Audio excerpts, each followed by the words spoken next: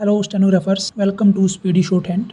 Short hand में speed boost करने और आपके डाउट्स के सॉल्यूशन के लिए इस चैनल को अभी सब्सक्राइब करें और अपने स्टेनो फ्रेंड्स के साथ भी शेयर करें। आज आपको डिक्टेशन देने जा रहा हूँ sir Kailash Chandra, magazine volume 1, exercise number 12 at the speed of 100 words पर minute. So be ready for the dictation.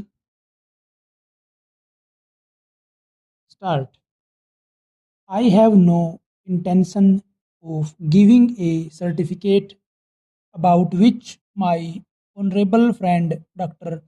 Krishnaswamy was talking some time ago, since anything like a certificate being given by any member of the business community is likely to be misunderstood.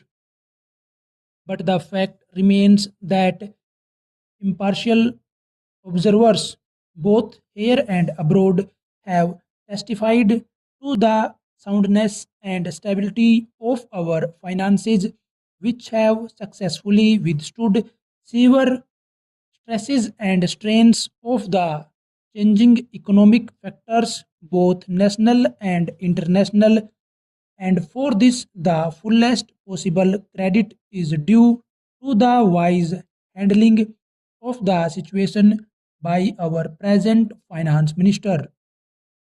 There have been criticisms on both sides. Some have described the budget as pro big business, as something which has brought about a boom in the stock exchange, and as something which has brought about satisfaction in the business circles. The fact is that if there has been any satisfaction, it has been due purely to negative features of the budget and not because any positive relief in any direction has been given to business or industry. It is true that there were certain fears in the minds of the business community that, in view of the expanding and growing needs of the center, the finance minister might resort to certain further additional taxation, and since those fears were not realized, there has been some slight recovery in certain stock exchanges, but that does not in the least mean that whatever relief and legitimate relief was due to the business and industrial community has received any adequate response from the finance minister. We have got to face the fact that we are at present engaged in the process of development.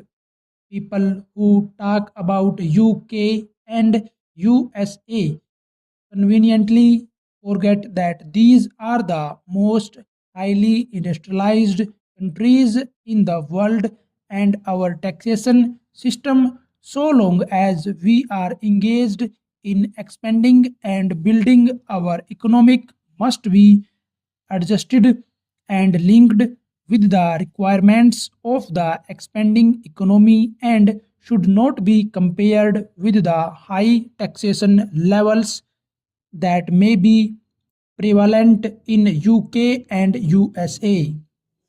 Friends have talked about unemployment, but whether the raising of the direct taxation levels will in any way mitigate unemployment is a question that should be considered. If the finance minister gives substantial relief in direct taxation, I think that might lead to an acceleration in the pace of development. So it has to be considered whether it is relief in taxation which will lead to a reduction of unemployment, or whether it is raising of taxation to the utmost levels which will dry up the resources and channels of capital formation, and thereby not only retard all further development but might also throw the functioning of present industries out of gear. So, my submission is that when the Taxation Inquiry Committee has been appointed, it is only logical to expect that no substantial changes in the taxation structure will be made until the findings of that expert committee are known, until we know the incidence of taxation in the various sectors of our economy. Now, coming to the question of deficit financing, I am afraid that my esteemed friend's attitude was somewhat different from the line of opinion in the business and industrial community. Note that we advocate deficit financing for bringing any artificial rise in prices, but the fact is that those who have criticized deficit financing have not suggested any other alternative or made any other constructive suggestion which will bring about necessary development plans. After all, the fact has got to be faced that whatever program we have set out in the national plan should go on unimpeded by any financial considerations. An assurance has been given by the finance minister that so far as financial resources are concerned, he will ensure that the 5 year plan will not in any way be retarded. In this connection, I can only say that deficit financing is one thing so far as the revenue budget is concerned, so far as normal expenses and expenditure are concerned. Certainly, nobody would advocate deficit financing, which might be very undesirable. But when it is a question of doing something abnormal, of investing something in productive channels, then certainly some risk has got to be taken.